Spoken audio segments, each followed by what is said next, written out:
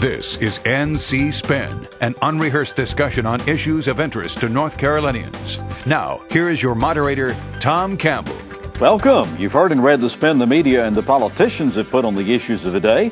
To get the correct spin on what's going on in North Carolina, let's introduce you to our panel of experts. They include John Hood from the John Locke Foundation, Peg O'Connell, political analyst and lobbyist, former state senator, former chairman of the State Board of Education, Howard Lee, and Chris Fitzsimon from NC Policy Watch.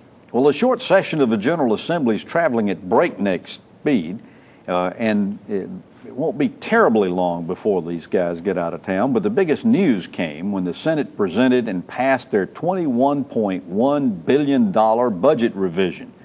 On this show, we're going to talk about that budget, about the tax reform bill Governor McCrory signed into law, and as usual, we're going to ask our panelists to tell us something we don't know. Let's dig in.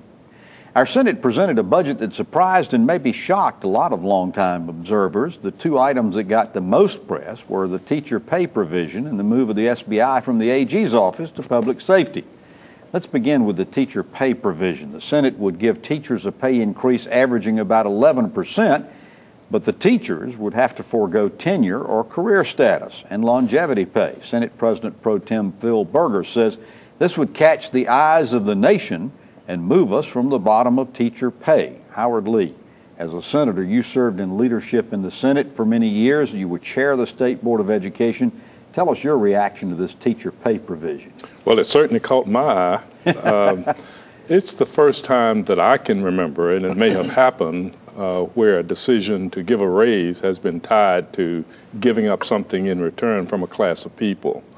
Obviously, we've all put items in the budget that we'd like to have enacted. Most of the time we didn't want to debate it, and I've done it too, but not tied to giving a raise to employees. That I think sort of a carrot and stick kind of proposition. Yeah, you make a choice to either do something good or get blamed for doing something bad. The other part that I think is troubling is taking out the teacher assistants. Our teachers are really struggling trying to manage all of the kids coming in today with different levels.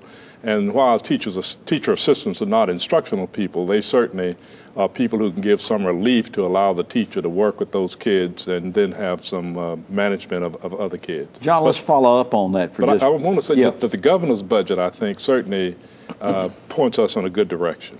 John, someone did some research, it may have been your organization, that said that this is the only state that they can find any record of where this carrot and stick kind of proposition has been offered. We'll give you the 11% teacher pay raise, but you got to give up tenure. Are we in store for another court battle over all of this? Well, no, that's actually a response to the litigation for the previous legislation that the legislature enacted that actually took away tenure at a date certain. The court has, this hasn't got to the Supreme Court. We don't know how it would turn out, but the trial court found that tenure that has already been earned by a teacher is something that you can't compel the surrender of. Well, what they're doing now is offering the teacher a substantial pay raise. They're essentially buying out their tenure. Now, while that's not been done, as far as I know, at a state level for school teachers, it's not uncommon to offer people large amounts of money in response to buying them out of a particular, it's even a little bit like if you want to get rid of a contract before it's concluded, you buy someone out of their contract. Now, in this case, they're not trying to get rid of the teacher, they're trying to change the terms of the employment relationship and give them money to compensate them. Chris, if this goes into effect, and I suspect few people really believe this is probably going to pass in its present form, but if it goes into effect, it's going to cost $470 million. Now, to pay for it, the Senate says what they're going to do is cut 7,400 teachers' assistants in grades 2 and 3 in order to find the money to help pay for $230 million of it anyway. What are we doing here? Well, we're giving, I think Senator Lee had it right, we're giving something teachers and we're taking it away. We're not just taking away their career status protection. And by the way, I think we always need to make sure when people hear the word tenure, it's not like university tenure. Absolutely. It's a separate, it's career status, and there's a procedure to get rid of teachers. But we're taking more than that away. We're taking away teacher assistants from teachers in the early grades. We're taking away school nurses from a lot of schools in North Carolina. We're taking away administrative personnel, and none other than Governor McCrory's own State Board of Education Chair, Bill Kobe, went before the legislature and said you can't keep cutting DPI. There's a 30% cut in DPI. A lot of the small school districts rely on administrators in that building to do a lot of the things that they need done in their schoolhouse. So we're taking a lot more from teachers away than their career status, and I thought it was terribly cynical. If we want to give teachers 11% pay raise, good, let's do it. Then let's debate the best way to deal with this career status thing to satisfy the courts and satisfy the Republican leadership. You can't tie those two things together and then on top of it, devastate the schools with deep budget cuts. I want to switch over to the topic of the SBI, Peg. This has been talked about for a number of years, even under Democratic administrations, about the possibility of moving SBI to public safety or some other organization. The Senate's going ahead with this. Governor McCrory said his advisors are telling him they think it's a pretty good idea. The House is all but signed off on it. Is this a fait accompli? Well, you know, I think that you have a tremendously a large portion of the law enforcement community that thinks this is a bad idea. And I think this is one of those situations where, I mean, I put the crime lab situation aside, where it isn't broke, why are we trying to fix it other than to have some sort of a political agenda? Well, Frank Perry says there's some synergy in having all of the law enforcement under one roof. Well, there is some synergy there, but there's also some practicality in not having the foxes watching the hen house all the time. And that's when it's a tradition in North Carolina. We divide power and invest in a lot of different places and people. That's who we are in North Carolina. When you start piling all these policemen in the same pile, we lose that history. So what are the advantages and disadvantages of this move? Well, the primary reason to do it would be financial. It would be the synergy argument that you're going to align the different law enforcement agencies together. I've been an advocate for this for 20 years. I think it's an excellent idea, and it doesn't make any difference who the Attorney General is and who the governor is. There's a related issue that hasn't gotten as much attention but is also part of the same proposal, and that is to take lawyers that years and years ago used to work in the different departments, and when there was a Republican governor, the Democrats couldn't have that, so they took all the lawyers away and put them under the Attorney General. Now that the Republicans are in charge in both branches, they want to push the lawyers back out into Diener and administration and so forth, arguing again that it would be more efficient to have the lawyers who, for example, provide counsel to the Department of Health and Human Services to actually work in the Department of Health and Human Services. And obviously we're going to hear a lot about this in 2016 when Roy Cooper and Pat McCrory go at it. Remember, NC Spin's now being aired on Time Warner cable systems throughout the state. In Raleigh-Durham, we're still on WRAL at 6:30 a.m. and Fox 50 at 8:30. And on WITN in Washington at 11. To learn the channel number and time for other Time Warner cable systems, consult the ncspin.com website.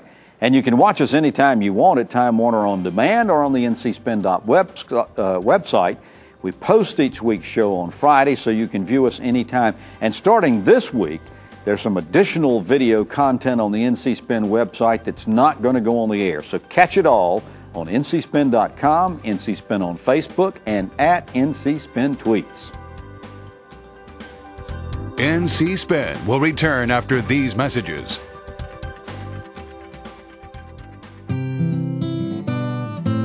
It's important for farmers and hunters to work together. Farmers own a majority of North Carolina hunting land, and besides, we're often hunters too. We share the same North Carolina values that we'll pass on to future generations. We share the desire to enjoy the land and our leisure time. Together, we can respect the land, our natural resources, and our privacy. Your family physician supports Medicaid reform. That's good for North Carolina patients, providers, and taxpayers. For over a year, we've worked with the Governor and the General Assembly on a plan for responsible Medicaid reform. The Senate's proposed Medicaid changes are a departure from this plan. Changes that could lead to a decrease in the number of primary care physicians providing care in communities that need them the most. The destruction of our state's medical home network, a network that prevents unnecessary hospital and emergency room visits. And disregards the elderly, the blind, and disabled, and the health care they need. Care we're morally and legally obligated to provide. Now is not the time to disregard the progress we've made.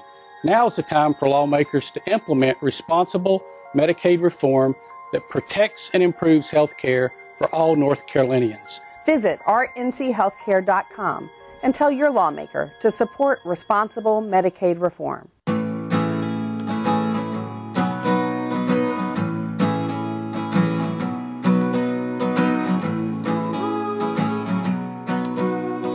The best part about being a member of a Touchstone Energy cooperative is that it's your Touchstone Energy cooperative.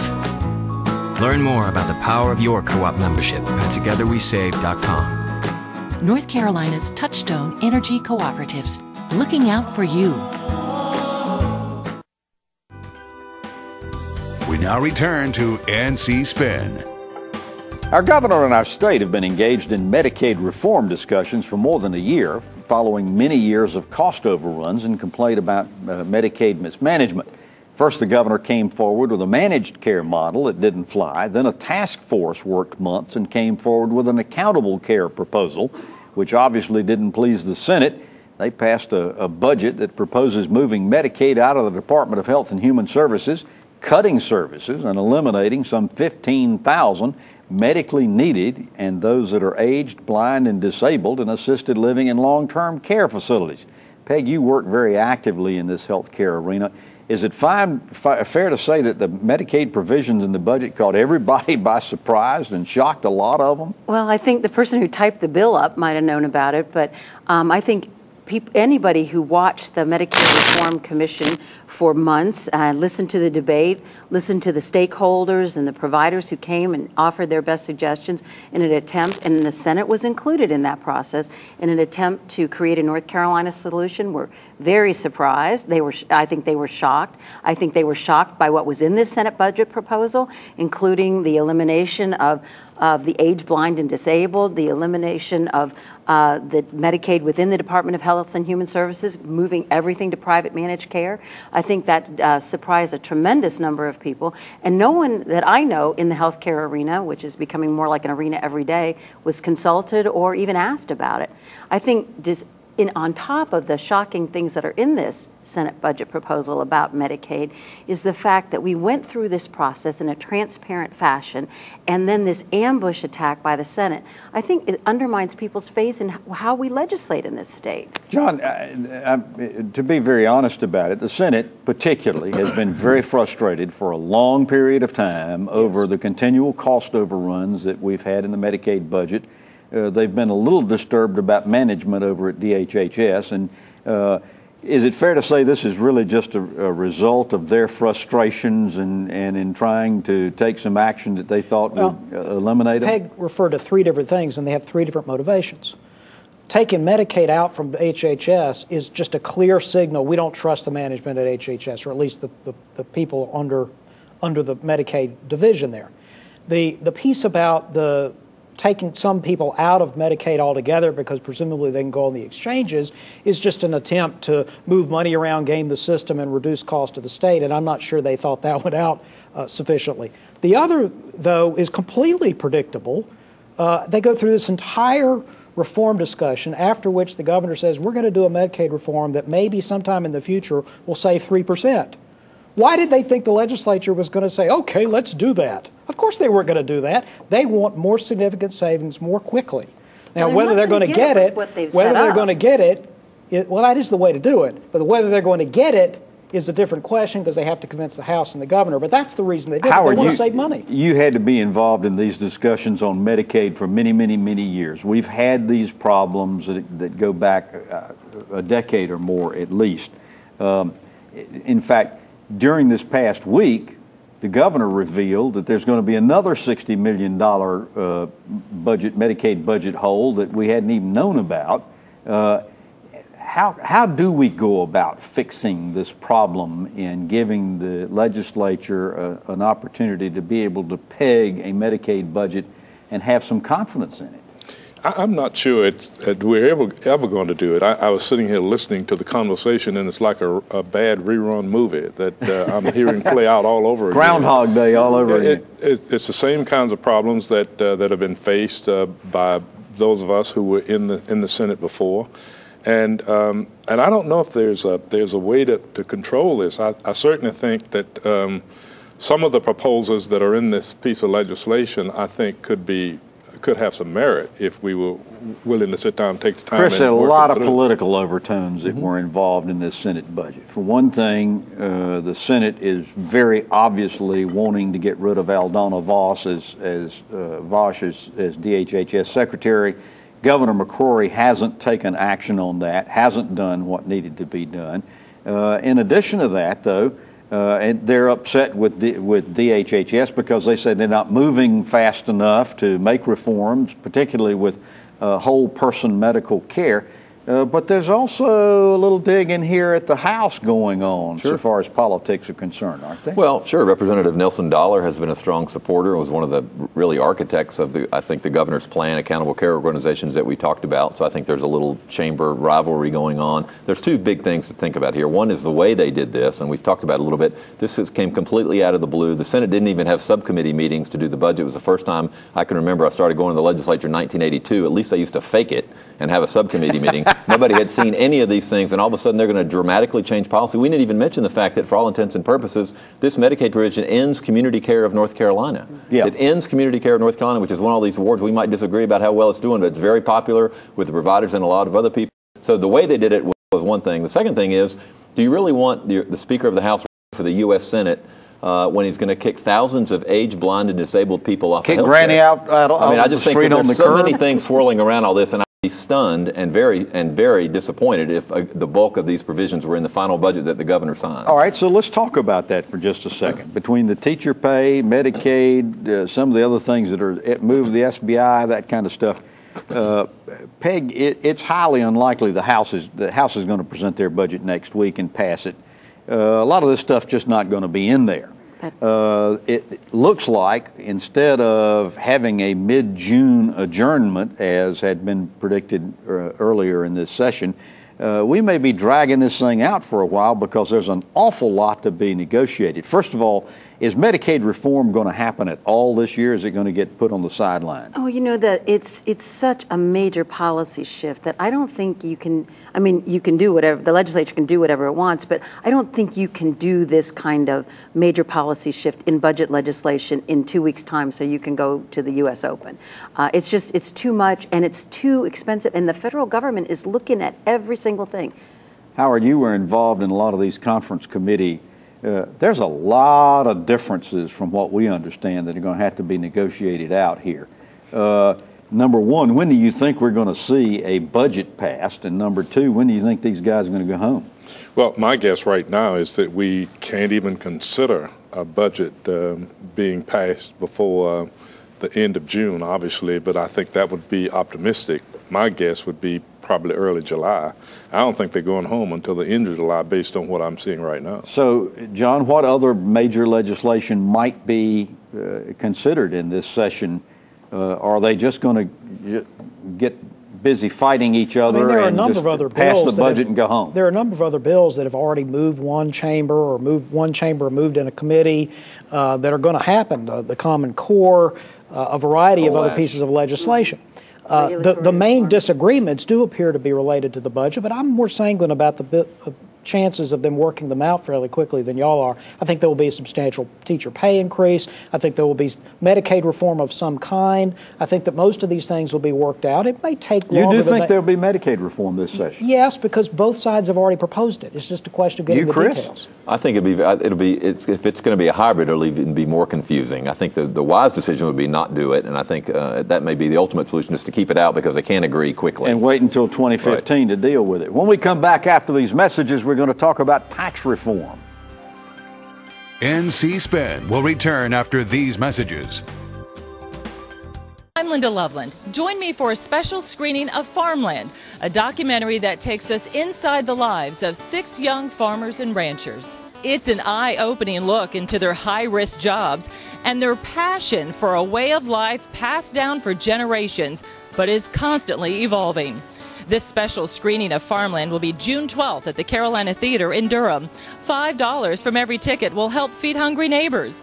Get your tickets now at feedthedialoguenc.com. 1 in 5 North Carolinians can't buy healthy foods in their communities, increasing their risk of obesity, diabetes, heart disease, stroke, and some forms of cancer. Learn more at accesshealthyfoodsnc.org.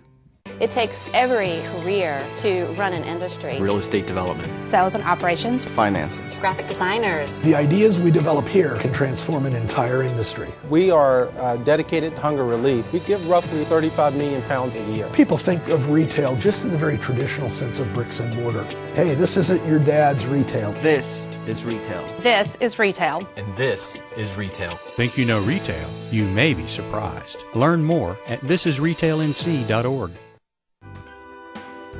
We now return to NC Spin. Well, the legislature made quick work of passing the second round of tax reforms. Governor McCrory made equally quick work of signing them into law. Now, the two provisions of this legislation that got most play were the elimination of the authority of cities and towns to levy privilege taxes on licenses on businesses and the imposition of taxes on electronic cigarettes. John, the elimination of the privilege taxes on businesses doesn't go into effect until 2015, but it's going to cost cities an estimated $62 million in revenue. If the lawmakers don't come up with some way to offset those revenue losses, are we to expect property tax increases from tax hikes from these cities? Well, it will be up to cities as to what they do. Or cut services. I don't think this is the likely outcome. I think what they actually did is simply ensure that there will be a compromise. The League of Municipalities, the legislators, they're going to work something out to preserve the existence of business privilege taxes in 2015. But keep in mind, the tax reform in 2013, while it reduced tax revenue for the state, it increased revenue for counties and cities, something in the neighborhood of $60 million a year, give or take, depending upon the year. So what legislators are saying is we gave you a windfall of something like $60 million a year. Let's figure out a way to do something about privilege taxes, and if you don't agree to that, they'll just go away. Howard, in a previous life, you were mayor of Chapel Hill. The charge is that these privilege taxes have been unequitably and unevenly charged from city to city throughout the state. Is this as big a problem as the legislature has thought it was? I don't think so. I certainly think that cities obviously look for all areas that they can tap for resources, but they make their own beds, and if they're turning off businesses and losing revenue, that's their choice to do. Peg, talk to us about the taxes on electronic cigarettes. So something I never thought I'd see in my entire history of life is a tobacco company executive voluntarily submitting himself to a tax on a new product, 5 cents on a milliliter of these new e-cigarette products. The problem is it's a de minimis tax. It was a sweetheart deal. Reynolds promised that if they got this small tax, they would put jobs in Forsyth County. It's despicable. And if the stuff in this is made from nicotine's made from tobacco, they should be taxed like other tobacco products. And keeping the price low just makes kids more likely to pick these things up. All right, after these messages, we're going to ask the panel to tell us something we don't know. NC Spin is brought to you in part by the North Carolina Farm Bureau. The Farm Bureau and Agriculture. We keep North Carolina growing. Does your North Carolina business or organization have a story to tell? I'm Richard Campbell, and at Carolina Broadcasting and Publishing, we help tell stories that connect you to the people who will respond. We take the time to understand our clients' needs and what makes them unique. We craft their stories through the efficient use of words, images, and videos that resonate with their desired audience. We also know that a good story is incomplete without a call to action. On video, on air, online, and in print, from concept to final production, no one can help tell your story more effectively or affordably than we can. For special introductory offers, visit carolinabroadcasting.com or call 919-832-1416. Again, that's carolinabroadcasting.com. Let us help tell your story today.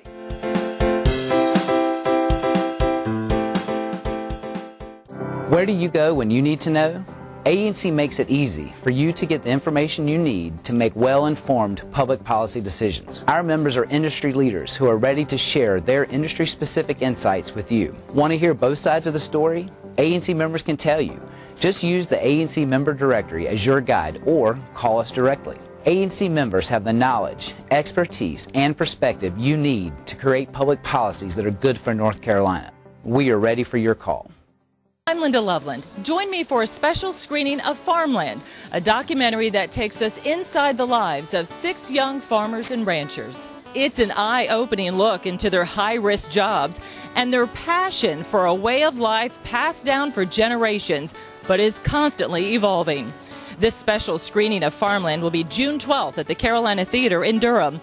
$5 from every ticket will help feed hungry neighbors. Get your tickets now at feedthedialoguenc.com. All right. Chris Fitzsimon, tell us something we don't know. One of the least discussed cuts in the Senate budget was a 24% reduction in technology for the court system. We have court computers that are using MS-DOS. It might be the most disgraceful provision in the entire Senate budget. We can't administer justice when we have no computers at work in our courts.